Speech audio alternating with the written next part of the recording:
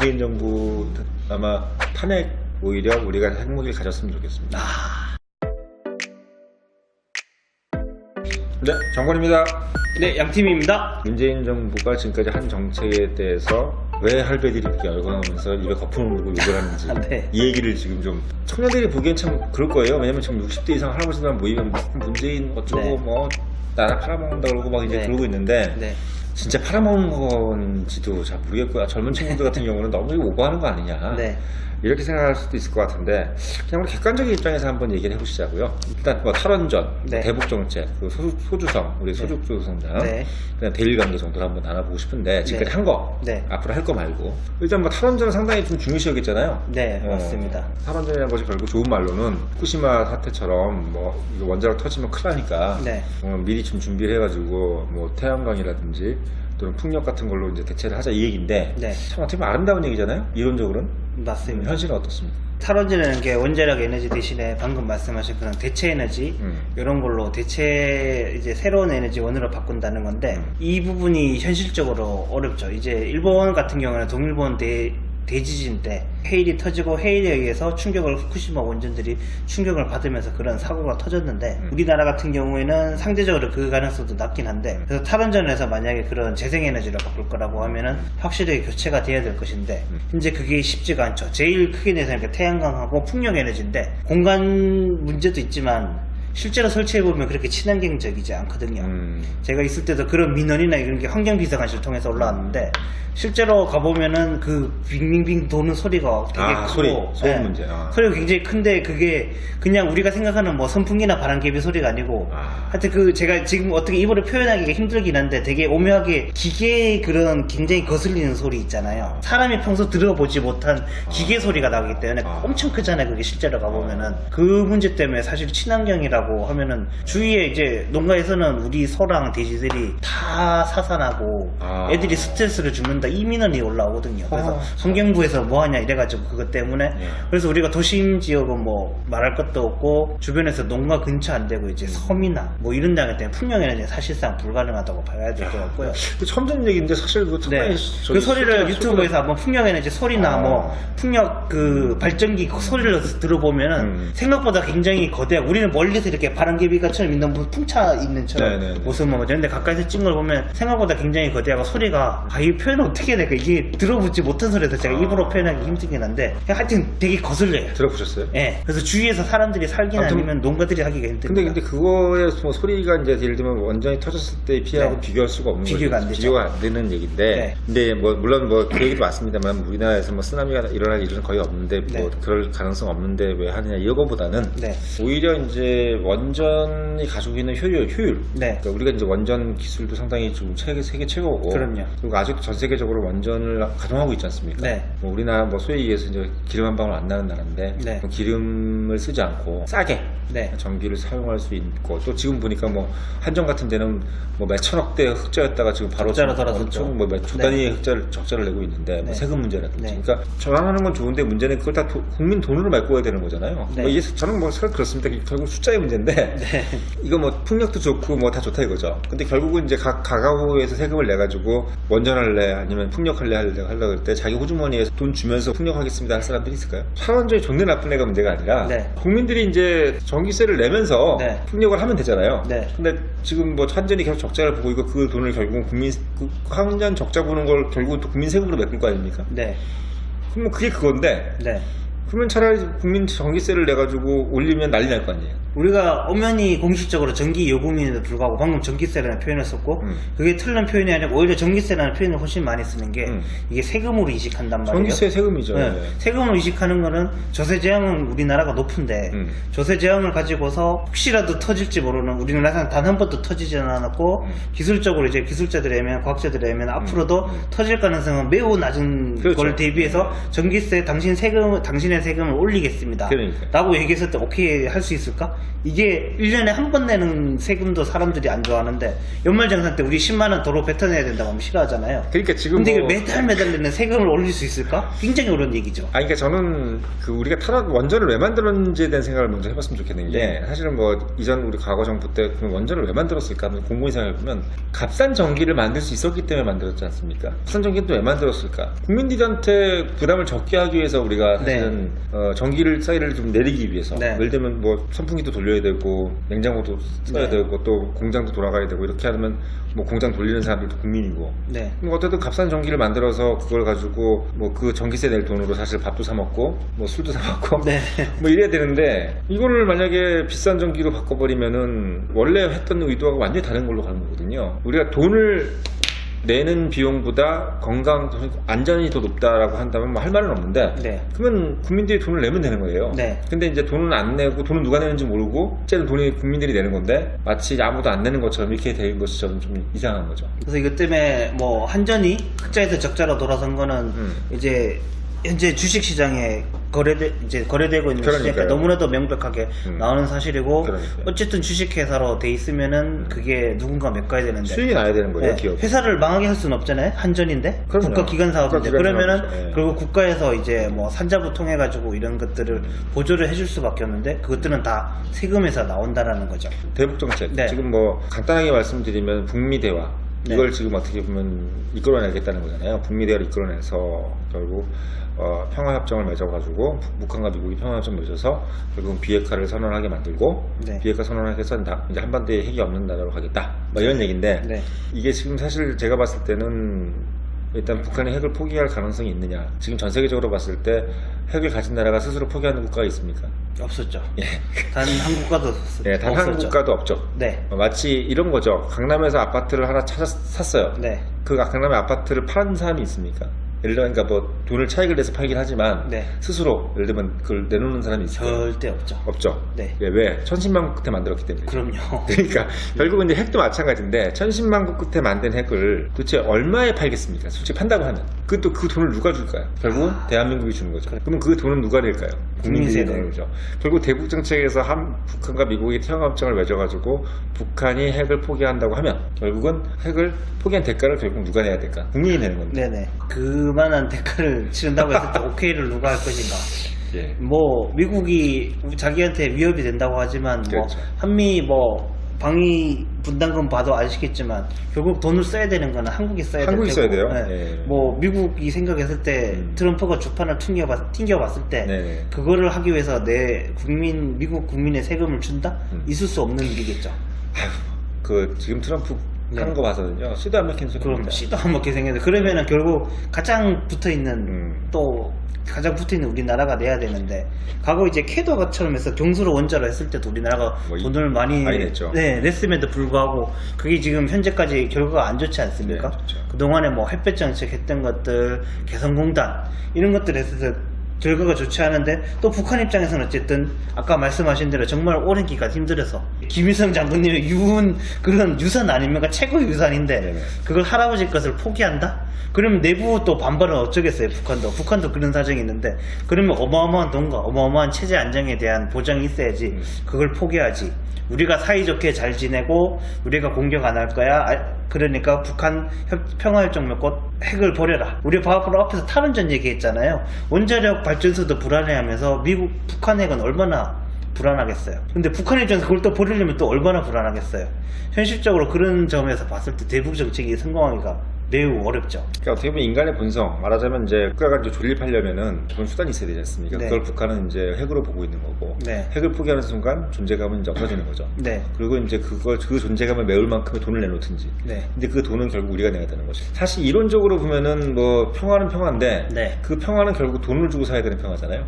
이제 평화를 돈을 주고 사는 건 이제 독일에서 과거에서 오래 전에 있었던 뭐 그쪽 표현대로 뭐 독일어로 뭐 프라이카우프라고 해가지고 돈으로 이제 평화를 사는 정책이 있었는데 이제 근데 서독과 동독은 정말 바싹 붙어 있고 동독이 핵이 없었잖아요. 그렇죠. 베를린 장벽이 있긴 했었지만 어쨌든 베를린 장벽으로 사람들이 맨날 타놓고 넘어가니까 그것 때문에 장벽 만들고 그다음에 이제 싸워내 많이 하다가 장벽이 무너지면서 그렇게 통일된 케이스인데 우리는 장벽이 아니고 휴전선이지 않습니까? 절대 넘어갈 수 없는 위협이고 네. 이제 북한 핵이 상대적으로 우리한테 큰 위협이고 그 다음에 반면에 그쪽에서도 굉장히 큰 자산인데 대북 정책 감정만으로 함께 두 지도자가 판문점을 건넜다는 것만으로 좋은 결과를 가져오기 쉽지 않겠죠. 우리가 만약에 천문학적, 진짜 천문학적입니다. 몇 초 단위가 아니라 네. 몇 천조, 몇 만조 네.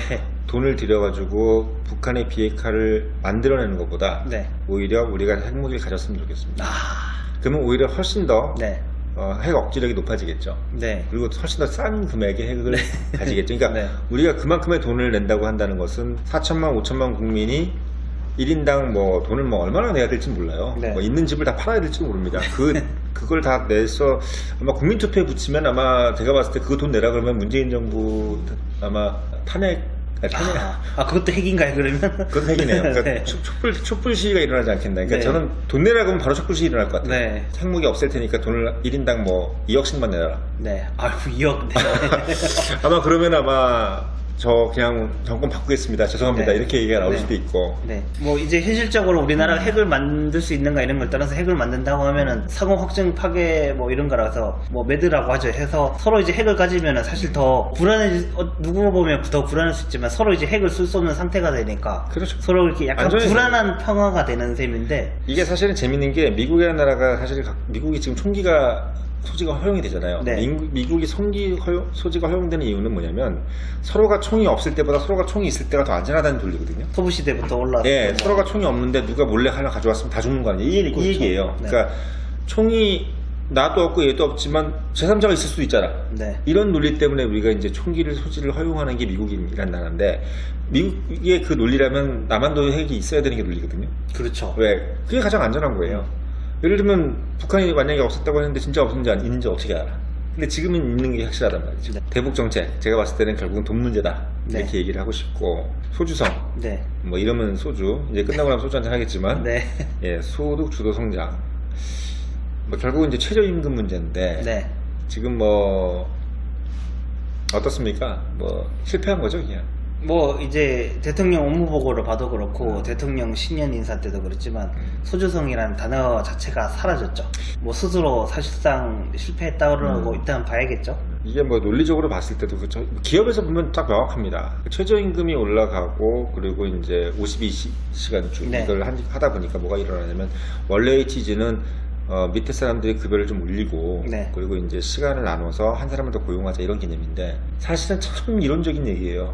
왜냐면 52시간으로 줄이면 더 일하고 싶은 사람을 하나 더 뽑아라 이 얘기인데 네. 기업이 결국은 어떻게 보면 뽑질 않고 네. 52시간으로 막아버리고 네. 그러니까 52시간만 일을 하고 내보내기 때문에 생산성은 이제 좀 안 올라가는 거죠. 사실 뭐 이런 부분인데 뭐 아무튼 뭐 좋습니다. 근데 결론적으로 봤을 때는 일을 더 하고 싶은 사람이 일을 하지 않는 거죠. 네. 할 수 없고 네.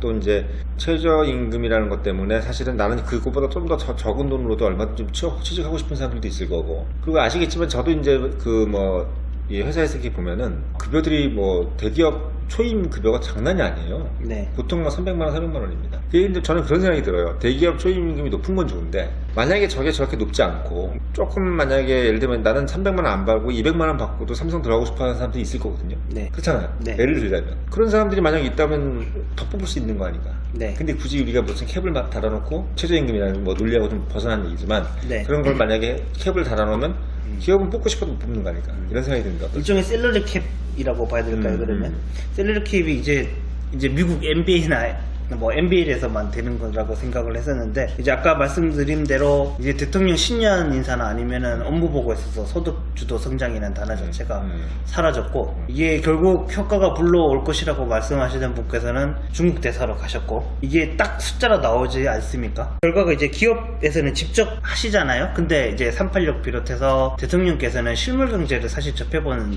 실물 경제 활동 그런 기업 경제 활동을 해보지 않은 분이라서 그렇죠. 근데 또 그거를 만든 사람들은 대학 교수지 않습니까? 그렇죠. 이건 뭐 뭐 장하성 대사나 예. 아니면 뭐 김상조 정책실장 이런 분들은 평생 대학 교수만 하시다 보니까 너무 이제 교과서에 나오는 더군다나 주류 가설이거나 이제 증명이 된 거면 모르겠는데 그게 아직 부족한 상태에서 여러 가지 뭐 이론이 있는 것 중에서 그거를 너무 실제하고 이상하고 이 갭 차이를 메꾸지 못하고 실패했다고 봐야겠죠. 아까 말한 대로 소득이 낮은 분들이 그분의 소득을 올려서 성장이 된다, 뭐 이렇게 진행이 돼야 되는데 딱히 그렇게 그런 혜택을 받았다는 분을 보기가 쉽지 않거든요. 저는 이제 학교에 있다가 이제 지금 이제 학교 졸업을 하고 이제 어떻게 보면 이제 한 20년 정도 이제 사회생활을 하면서 느낀 거지만, 자본주의라는 것은 결국 말하자면 그러니까 자본주의 경제잖아요. 지금 이 기업 생활이든 기업이든 자본주의라는 것은 결국은 진흙탕 싸움이거든요. 네. 어떻게 보면 우리가 이게 예쁜 따뜻하게 만들어 놓은 어떤 그런 환경이 아니라 어떻게 일어날지 모르는 수많은 막 벌레도 있고 뭐 별의별 생물들이 다 있는 그런 어떤 정글 같은 어떤 그런 공간에서 네. 별의별 어떤 변수들이 다 일어나는, 그리고 강가의 욕구들이 다 틀린, 예를 들면 나는 뭐 100만 원만 받고 3일만 일하고 싶다. 뭐 또 어떤 사람은 나는 뭐 100시간 일할 테니까 월급을 좀 많이 달라. 네. 별 사람들이 다 있는데 이거를 마치 그냥 어떤 하나의 기준으로 다 끊어버리면은 사실은 어떻게 보면 물론 이걸 소위 얘기해서 우리가 정글을 싹 다 밀고 아마존 정글을 밀고 거기를 콘크리트 딱 바른다, 그럼 보긴 예쁘지만 사실은 거기 있는 모든 생물들이 다 죽고 어떻게 보면 이렇게 되는 거란 말이죠. 저는 네. 그래서 그런 부분들이 조금, 물론 뭐 제가 좀 소주성이라는 것이 지금 뭐 지켜봐야 될 수도 있겠지만 네. 뭐 최저임금 올라가는 건 좋고 다 좋은데 네. 그건 인간의 어떤 욕망들을 조금 획일화시킨 것이 아니냐, 네. 이런 부분이 좀 들고 그렇습니다. 근데 뭐 네. 또 하나가 이제 보면 대일 관계인데, 네, 마지막으로 대일 관계. 사실 뭐 지금 이 네 가지가 이제 다는 아닌데 이제 지금까지 뭐 2년 반 정도 네. 일어나면서 대일 관계, 이제 일본하고 뭐 올해 작년 여름인가요? 네. 엄청 뭐 지소미아로. 네, 네. 뭐 힘들고 또 그 반도체 때문에 네. 그 뭐죠 그 수출 중단인가요? 네. 일어났었는데 뭐 일본과의 문제, 중국한테는 상당히 우리가 워낙 유화적인데 지금 만약에 일본에서 이번에 메르스가 뭐죠 그 신종 코로나가 일어났으면 네. 아마 바로 입국 금지 시켰을 것 같아요. 가능성이 있겠죠. 더. 뭐 중국 이제 일본으로 여행 가는 분들은 더 확실하게 사라졌을 거고. 예, 가뜩이나 일본에서 안 만약에 가는데. 코로나가 일어났으면 바로 그냥 출국 금지, 네. 그러니까 입국 금지가 일어났을 네, 네. 것 같은데, 물론 뭐 국민 정서로 봤을 때는 일본이라는 나라가 근래 식민지였기 때문에 네. 안 좋은 건 맞지만 사실 뭐 중국도 뭐 4,000년, 5,000년 정도 네. 우리하고 좋은 관계는 아니었잖아요. 네, 사실 더 오랫동안 더 많이 침략을 우리한테 했었고, 그다음에 이게 뭐 내정 간섭이 됐든 아니면 뭐 사실상 속국으로 됐든 간에 그 역사는 중국이 훨씬 크죠. 네, 근데 아무튼 네. 뭐 우리가 기억나는 건 일본이니까. 네, 가장 최근 일본도 기억은. 사실 뭐 기분 좋지는 않습니다만은. 네. 아무튼 대일 관계를 이렇게 악화시키는 것이 결국은 우리나라한테 좋은 것이냐, 이게 네. 이익이 되느냐. 그러니까 뭐 탈원전이든 대북 정책이든 소주정이든 네. 결국은 다 좋다 이거죠. 이익만 되면 돼요. 그럼요. 그러니까 국가의 이익이 되고 국민한테 이익이 되면 되는데 대일 관계 이익이 됩니까? 아, 이게 저는 감정이 좀 맞서는 부분이 있는 것 같아서 그 부분이 아쉽습니다. 이제 뭐 지소미아나 이런 것들 보면 우리가 일본에 대한 감정이 가장 안 좋은 때라고 하면은 뭐 일제시대, 그 다음에 일제시대 직후가 될 텐데 우리나라가 한국전쟁 때만 하더라도 이제 일본군이 우리나라한테 뭐 상륙하는 건 당연히 안 되고, 네, 당장 나라가 진짜 나라가 완전 넘어갈 위기였는데 상륙하는 건 절대로 안 되고, 대신에 그때 했었던 게 저희가 뭐 서해함, 그러니까 기뢰라고 하죠. 밑에 있는 이런 것들을 하면 정보 쪽은 이제 눈에 띄는 게 없으니까 이런 거는 사실 도움을 받았었거든요. 그 급한 와중에도 당장 뭐 나라가 적과 통일된 상황에 당장 그러니까 없어지는 거죠. 그때만 하더라도 아마 뭐 당시 제가 정설을 정확하게 모르지만 우리의 적은 북한이 아니라 일본이라고 생각을 했을 거예요.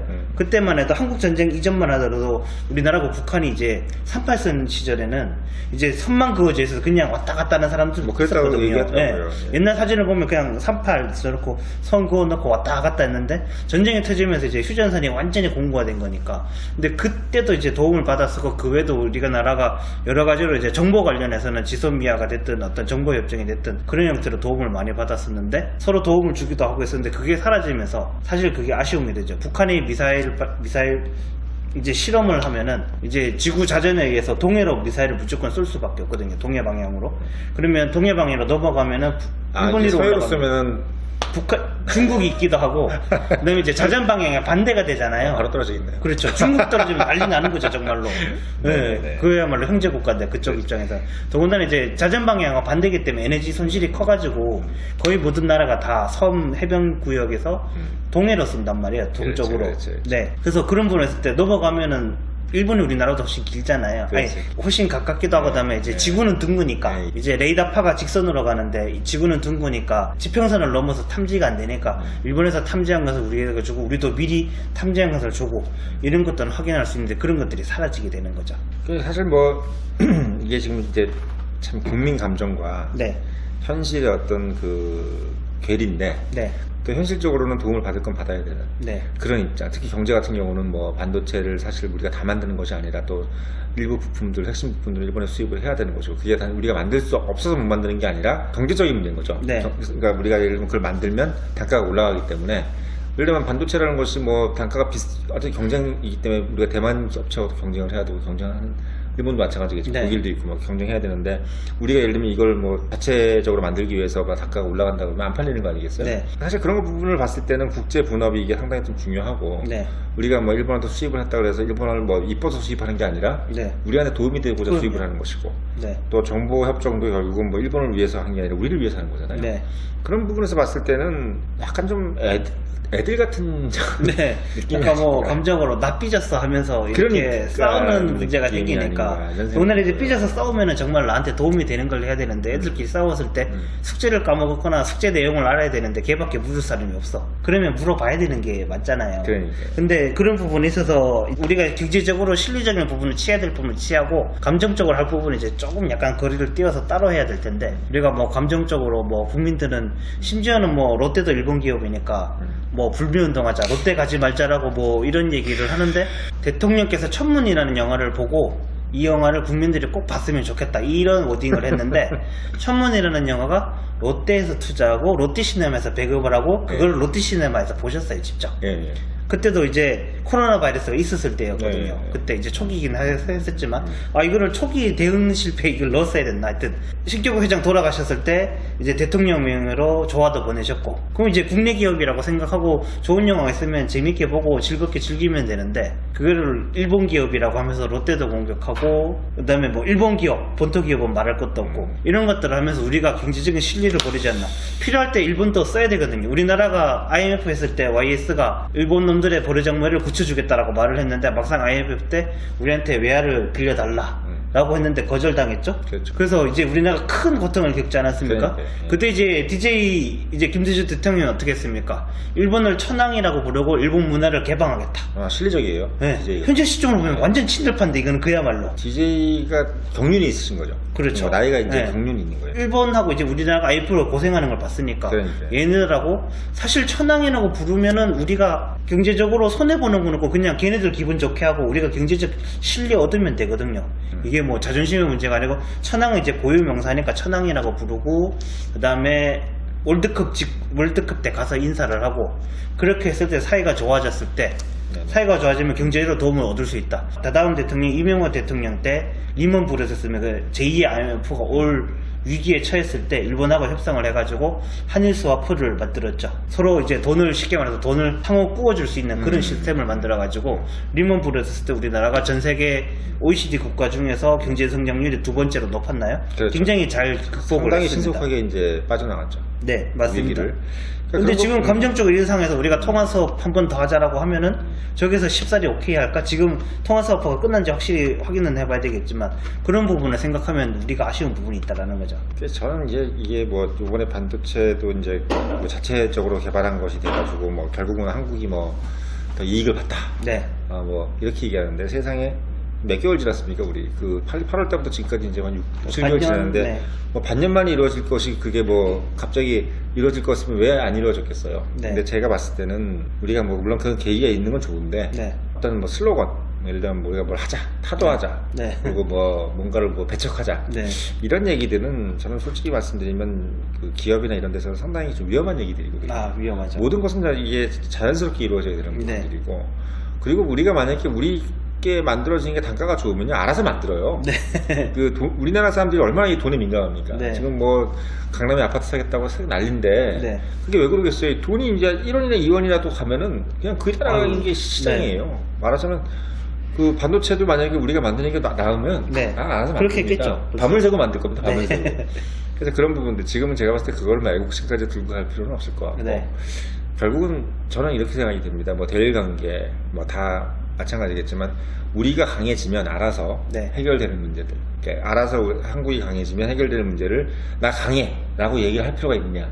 강하다고 얘기하는 것보다 강해지는 게 더 우선이 아니겠느냐, 이런 생각이 들어요. 그럼요. 원래 잘 싸우는 개는 짖지 않는다고. 그렇죠. 짖는 개는 물지 않는다고. 말로만 계속 그렇게 하면은 말로 이제 국제관계든 경제생활이든 말로 하는 게 아니니까. 그러니까요. 결국 실력으로 하는 건데, 지금까지 제가 봤을 때는 2년 동안에 2년 반 동안에 우리 문재인 정부의 지적 좀 뭐 있다고 봅니다. 그건 뭐냐면 가능성, 상상력을 길러주는 건 있죠. 예를 들면 우리가 일본하고 이렇게 또 경제적으로 떨어질 수도 있으면서 할 수 있구나. 그리고 최저임금을 이렇게 올릴 수도 있구나. 북한하고 미국이 또 북미 협정을 할 수도 있구나. 어떤 우리가 원전 없이도 할 수 있구나. 이런 가능성을 던지는 부분은 뭐 좋다고 봐요. 근데 이제 문제는 뭐냐면 가능성을 던지는데 많은 비용이 든다는 거. 우리가 뭔가를 시험하기 위해서도 많은 비용이 들고, 뭐 여러분들 기업에서도 그렇지만 뭔가 투자하려면 비용이 들지 않습니까? 그런 비용들, 일본하고 우리가 이제 이런 어떤 동맹관계를 가지지 않았을 때의 비용들, 이런 비용들이 결국은 우리의 국민들의 호주머니에서 나온다는 거. 그러니까 우리의 실험 비용은 우리 국민들의 호주머니에서 나오기 때문에 그거는 하나는 명심하고 가야 되지 않느냐. 맞습니다. 그게 누구 다른 사람들의 호주머니에서 나오는 것이 아니라 우리가 라면 한 그릇 사 먹을 돈으로 나오는 거고, 우리가 짜장면 짬뽕 하나 먹을 수 있는 돈이 결국은 그 돈이라는 거. 이것만 명심하면 될 것 같다, 이런 생각이 듭니다. 네, 맞습니다. 말씀하신 내용대로 이제 가능성을 시험하는 거는 이제 할 수는 있는데, 그게 전 국민 5천만 국민 대상으로 하고, 거기에 이제 실험이 이제 우리가 실험실에 사는 생쥐들이 아니잖아요. 그 부분을 생각했을 때 좀 더 신중하고 감정이 아니라 이제 실리를 찾는 그런 어떤 국정 운영이 되면 좋겠습니다.